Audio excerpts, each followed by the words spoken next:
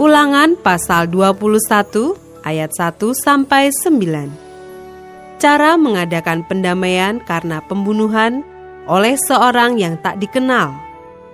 Apabila di tanah yang diberikan Tuhan Allahmu kepadamu untuk menjadi milikmu, terdapat seorang yang mati terbunuh di padang dengan tidak diketahui siapa yang membunuhnya, maka haruslah para tua-tuamu dan para hakimmu keluar mengukur jarak ke kota-kota yang di sekeliling orang yang terbunuh itu. Kota yang ternyata paling dekat dengan tempat orang yang terbunuh itu, para tua-tua kota itulah harus mengambil seekor lembu betina yang muda, yang belum pernah dipakai, yang belum pernah menghela dengan kuk. Para tua-tua kota itu haruslah membawa lembu muda itu ke suatu lembah yang selalu berair dan yang belum pernah dikerjakan atau ditaburi. Dan di sana, di lembah itu, haruslah mereka mematahkan batang leher lembu muda itu. Imam-imam Bani Lewi haruslah tampil ke depan, sebab merekalah yang dipilih Tuhan Allahmu untuk melayani Dia dan untuk memberi berkat demi nama Tuhan. Menurut putusan merekalah setiap perkara dan setiap hal luka melukai harus diselesaikan.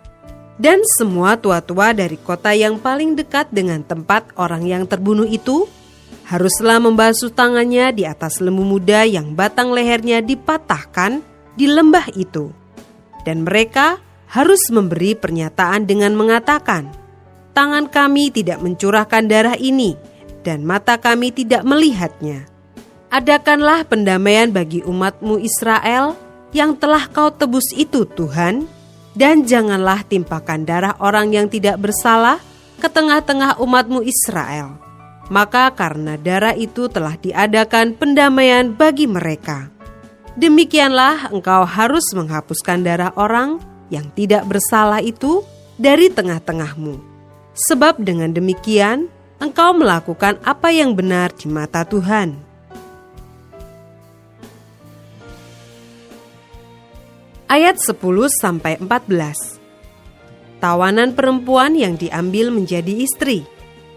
Apabila engkau keluar berperang melawan musuhmu, dan Tuhan Allahmu menyerahkan mereka ke dalam tanganmu, dan engkau menjadikan mereka tawanan, dan engkau melihat di antara tawanan itu seorang perempuan yang elok, sehingga hatimu mengingini dia, dan engkau mau mengambil dia menjadi istrimu, maka haruslah engkau membawa dia ke dalam rumahmu.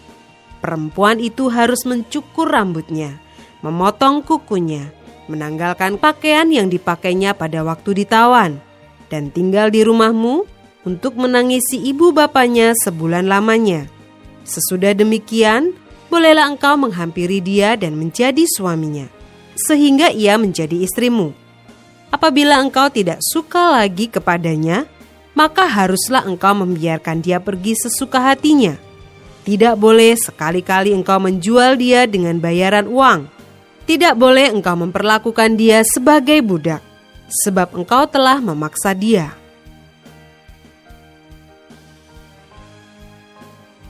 Ayat 15-17. Hak kesulungan. Apabila seorang mempunyai 2 orang istri, yang seorang dicintai dan yang lain tidak dicintainya, dan mereka melahirkan anak-anak lelaki baginya, baik istri yang dicintai maupun istri yang tidak dicintai, dan anak sulung adalah dari istri yang tidak dicintai. Maka pada waktu ia membagi warisan harta kepunyaannya kepada anak-anaknya itu, tidaklah boleh ia memberikan bagian anak sulung kepada anak dari istri yang dicintai, merugikan anak dari istri yang tidak dicintai, yang adalah anak sulung. Tetapi ia harus mengakui anak yang sulung, anak dari istri yang tidak dicintai itu, dengan memberikan kepadanya 2 bagian dari segala kepunyaannya. Sebab dialah kegagahannya yang pertama-tama, dialah yang mempunyai hak kesulungan.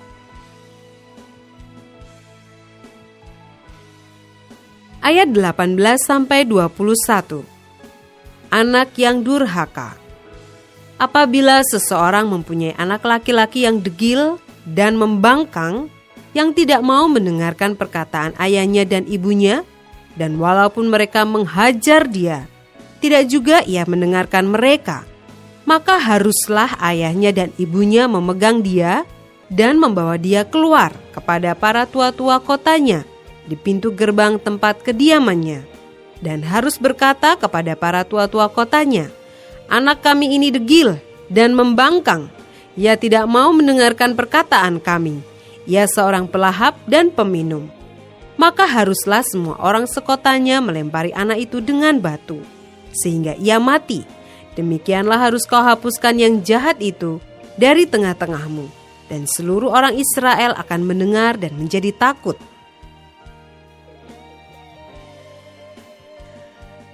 Ayat 22-23.